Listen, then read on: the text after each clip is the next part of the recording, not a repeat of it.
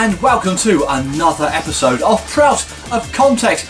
Many thanks to everyone that's been watching the previous episode. Hope you enjoyed them. Bit different, of course, to the original Prout on Prout's Night Out, of course, on Phluid FM back in the day. I do miss the live radio studios. The podcast isn't quite the same, but we can show you videos and slightly different things. Just a slight bit of less music in the podcast, but I do hope you enjoy the outros, a different little music clip every week in those. So sit back and enjoy Prout of Context. Well, what can I say about the weather? It has been a scorching one, I've got to tell you. Down here, of course, in the West Country, down in lovely Cornwall, we are blessed with a lot of rain, a lot of wet stuff, liquid sunshine, we call it down here. But the last 2 or 3 weeks, it has been scorching up in the late 20s and early 30s. That's, as I used to know, 28 reverse was 82. I was on the old Fahrenheit scale, the old... it sounds hot, doesn't it? It's all in the 80s rather than the 28s today. But yeah, it's been warm down here for sure. No doubt we'll pay for it. No doubt within a few weeks there will be a hosepipe ban, as there already is up north. They're getting a hosepipe ban. So yeah, a couple of weeks down here of hot weather. That'll be it. Maybe we won't be used to use our hose pipes, which will be good. There'll be a water shortage, so they can serve you water. Shower with a friend. Just don't get caught. That's my advice.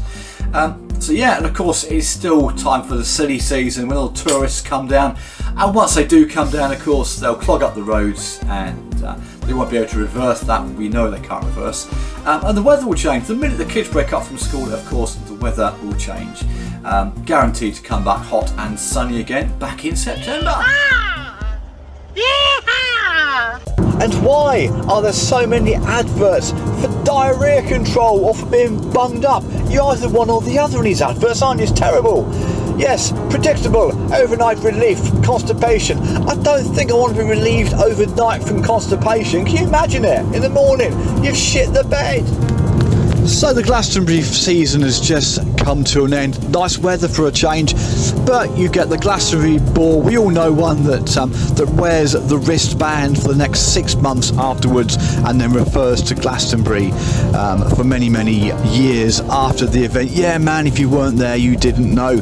Anytime any music is now played when they're around, yeah, well, it's okay on CD, but of course you can't beat being there. We were there. We suffered the privation. The 2025 Glastonbury. Yeah, anything takes them back to it. They're having a dinner with you. Yes, well, last time we ate this, we were sat in a field cross-legged at Glastonbury. Oh, we could hear Neil Young in the background. And of course, we also have the holiday bores. They just got back from 2 weeks in Morocco, and it's quite nice over here at the moment. It's in the 20s, mid-20s, hot enough for us. They come back across, of course. They have to put a puffer jacket on and a scarf. It's freezing over here. We've just been to Morocco, for 2 weeks. 40 degrees over there in the shade. We couldn't get cool anywhere. So just heard that Greg Wallace's latest defence for being a flasher and sex pest is that he is autistic and cannot wear underpants. Well, there you go, people. You heard it here first. So next time you get a speeding ticket or parking ticket, just claim you're autistic and clearly you can get away with it. Middle class brand naming. So of course we all know somebody that has got an Arga. You know how they've got an Arga. They don't stop telling you, do they? Oh, who's going to put that in the Arga? Oh, that would go great on the Arga. We can leave that in the Arga. Yes, you've got a freaking Arga. Imagine it. You got a really cheap landlord cooker from Curry's or B&Q.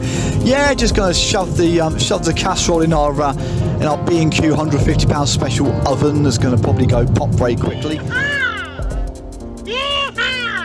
And of course, afternoon television has got its own niche, its own roster of a captive audience. If you ever go and visit old people in the afternoon, like your parents, they got the TV on, they're catching up on Homes Under the Hammer, Escape to the Country, all that malarkey. And on certain of the commercial stations, you've got these adverts for easy up chairs, you've got the Saga holidays, you've got the Death with Dignity plan, You've got people discussing their funerals. Oh, what a lovely funeral. Oh, what a lovely spread that was. Yes, Joe would have been so proud of it. Have you booked us? I'm just going to book our funeral right now, love. What a load of tosh. So, who has been watching Wimbledon? I've got to say, I was very lucky. Me and my wife were very lucky. We used to live up in Berkshire. We used to belong to a tennis club. And I just found these the other day. We went to a lot of Wimbledons. We had centre court back in the day. We had centre court again. Quite a lot of centre courts. Number one court. Always good. If you're into tennis, it's just an experience to go. Go and sit on Henman Hill, Murray Mount, Raducanu Ridge, whatever they call it these days. If you can't get into the main courts, but nothing quite like sitting on centre courts and seeing the hoi polloi in the royal box. The thing that used to get me, still does, you watch Wimbledon now, you watch the centre court or court one, the amount of empty seats around the stadium. You get a lot of these corporate tickets, so the big banking companies, the big brewing companies, hospitality companies give out these free tickets for their employees, and nobody goes, or if they do go, they sit in the bar all day. Such a waste. My thing is, if you haven't taken your seat and your ticket by like 5 o'clock at night, give them to the public. You can go in there and just pick up some really cheap tickets. One thing I have done this year with Wimbledon, I don't necessarily agree with, is the not VAI, it's the AI, artificial intelligence. Could do some on this show, to be fair. AI has taken over. We don't now have any local line judges. Used to have a lot of these line judges on the court, at each end of the court, on the tram lines. Always a bit of jeopardy each year, see if someone could hit them with the ball when they were serving. But no, they've all been replaced with AI, which is not quite VAR, but it's getting that way.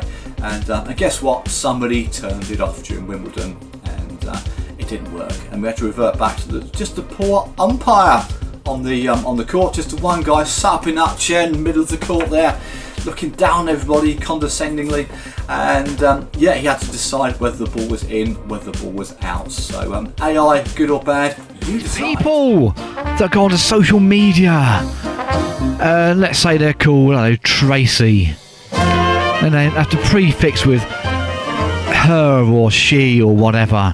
Why do you feel the need? If you're called Bob, you're a man, clearly. So we called him or mush. Why have to pronoun everything? Deary me. Don't get me started on political correctness. It's terrible. The world, I think, has gone mad. When did the blue blood turn red on the ladies' feminine hygiene products range? Deary me, that's a shock, isn't it, for most people? I think it's gone from blue to red. And forgive me, but I do not wish to know about the ladies' gush moments. I was sat on a train, I had a gush moment. I don't care. Keep to yourself. You know you have them. You know you've got to buy these products. We don't need selling them. Well, as an actress, I've seen the gush up close, and it's not pretty. For me right now, I think the biggest problem, my biggest fear, is the gush. Flipping gush moments. I'll give them gush moments. The woman's there, stood on the train, on the tube, in her white trousers, can you believe? Oh, I've had a gush moment. She puts her finger to her lips and, oh dearie me, I've had a gush moment. Well, no, wearing white bloody trousers then, love, eh?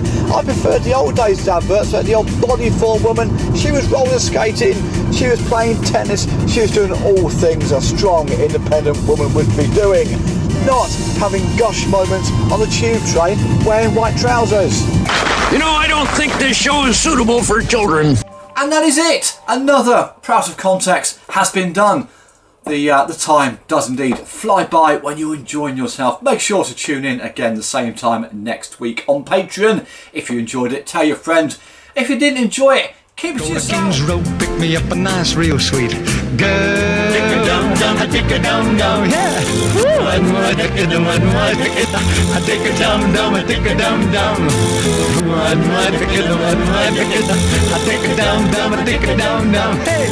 One more, dick-a-dum, one more, dick-a-dum, dick-a-dum-dum.